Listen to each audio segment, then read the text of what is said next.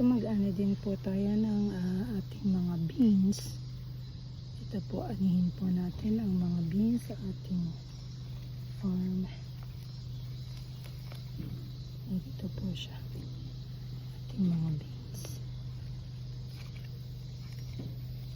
Lahat po ng ating mga gulay ay organic, so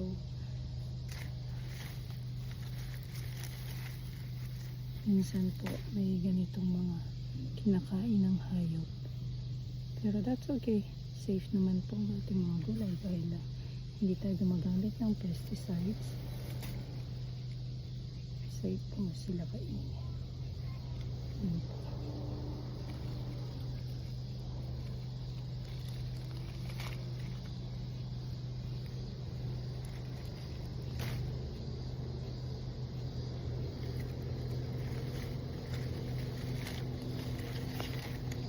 So, ang ating mga beans ay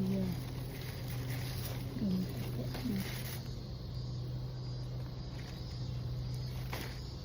Dito po ang ating inaaning beans. Masarap po ang beans na ito. Kita niyo naman po.